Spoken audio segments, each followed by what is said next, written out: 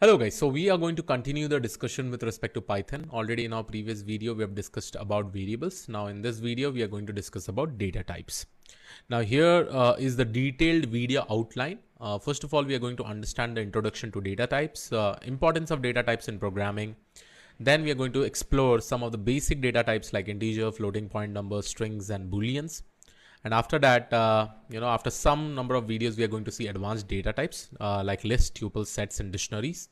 Here, there is a lot of operations that we really need to understand. So I will be discussing about this topic further going ahead. And then you also have some examples with respect to type conversion and practical example. Now, first of all, we need to understand the definition of data types. What exactly data types are? So here, data types are a classification of data which tells the compiler or interpreter how the programmer intends to use the data, right?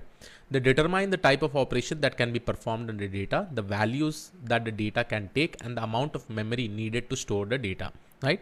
And as you all know, there are different data types if I probably say integer, floating, they definitely require different amount of memory, right? Whenever they are storing some kind of information, like you may have int 8-bit, you may have float 16 bits, right? So different bits information will be there for a specific data type, right?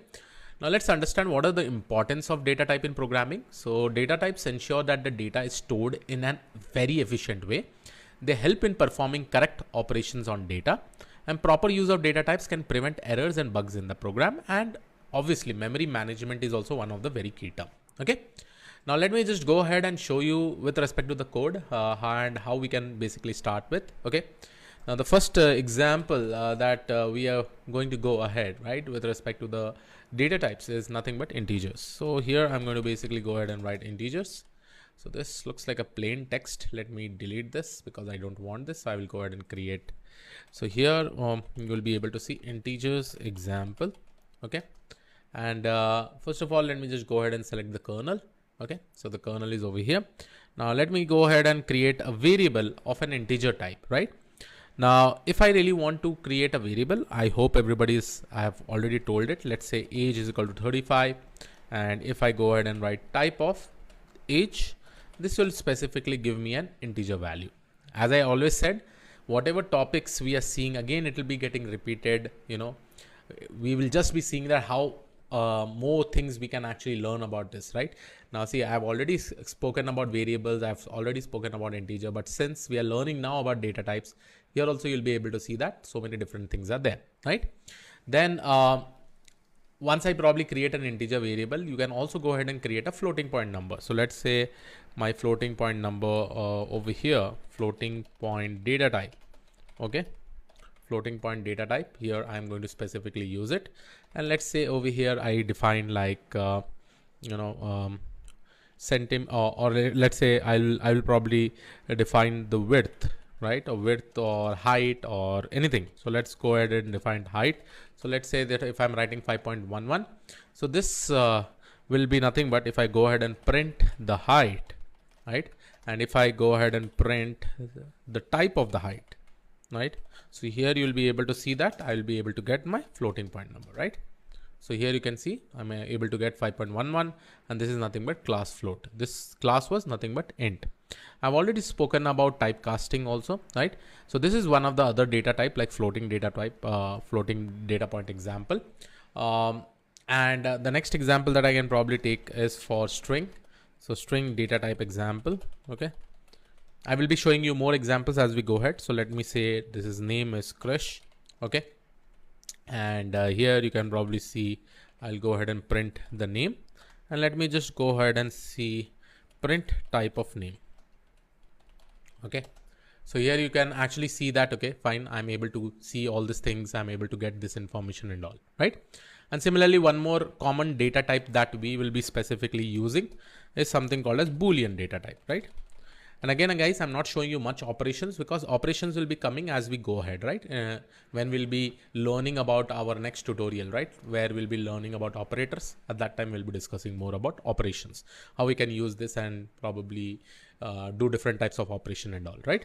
So for Boolean, what you can do is that I can directly define true or false. So if I probably use true, right? So this is basically a Boolean value, right? If I go ahead and see the type, right? type. So here you can see it is a bool value, right? So this is one way how you can define it. Let's say I define saying that is true, right? And I may assign it to true, right? And if I go ahead and see the type of is true, type of is underscore true, you'll be able to see, hey, fine, I'm actually able to get the Boolean value, right? This is one way. The other way is that I may go ahead and directly assign a bool variable, right? And let me just go ahead and execute this. Okay. So here you can see when we use a Boolean variable, right? Or let me do like this, right? So let's say I want to go ahead and define a Boolean variable. So I will go ahead and write bool. Okay. And if I go ahead and execute it, right, by default, it is probably coming as false, right? Now I can also give some other conditions, like let's say I have two variables, right? Let's say I have two variables. Let me define it out. A is equal to 10. Okay. And B is equal to 10. Okay. Now if sorry, this is getting added. I don't know why. So B is equal to 10. Okay. So there is some built-in functions and all. I think that is why it is getting applied. If I write A double equal to B, right? So over here, I'm able to get true, right? And even though I see when I'm doing this specific operation, if I go ahead and see the type, it is again Boolean, right? So Boolean is another one data type which we can specifically use, and this is just for true and false, right? That is why Boolean is specifically used, right? So we will be seeing more of this kind of examples as we go ahead, right? And I know you are excited to see a lot of operations, but let's go from basics and then we will try to build up more and more concepts, right? At the end of the day, you really need to try and work hard, right? And more you work hard, it is more like you'll become more perfect in it, right? So let's see some of the common errors that we may probably face, some of the common errors that we may get whenever we are working with different data types. Let's say my result is something called as hello, right? Now for this particular result, right? And let's say I want to go ahead and add 5. Okay. Now what will happen? Let's check. Okay. And if I go ahead and execute this, here you'll be able to see that I am getting an error, right? It is saying can only concatenate string, right? Not integer. And here you can see on the left hand side, it is basically a string. And on the right hand side, when I'm performing this specific operation, I'm actually giving an integer. So if I really need to fix this error, all I have to do is that go ahead and write this. Okay.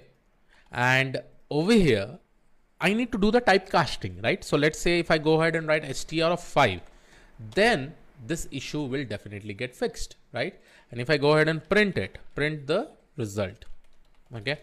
So here you'll be able to see I'm able to get hello 5.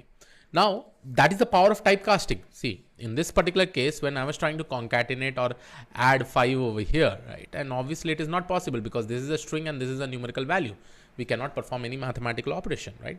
And here you can actually see that I'm able to get this. So these are some of the common errors, like minimal common errors that you may be facing.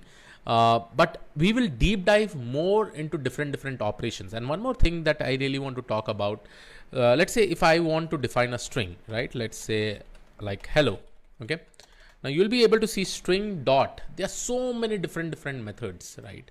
If I probably go ahead and see, there are so many different methods. If I go ahead and see over here, see so many different methods, like is digit, is alphanumeric, is case fold, center, clear, copy, count, difference update.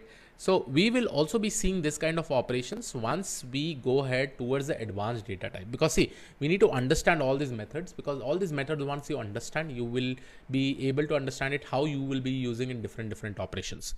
But right now, since we are just discussing with the basics and we are just in the 4th tutorial, I want to go a little bit slowly, with definition, with examples, show you multiple things, and make sure that you learn things in a way that it matters a lot to you, right? And again, as I said, be patient with respect to this. I know many people will be excited saying that, hey Krish, quickly complete fast, right? But let me go a little bit slowly so that you will be able to understand things. Okay. So yes, this was it from my side. I hope this particular video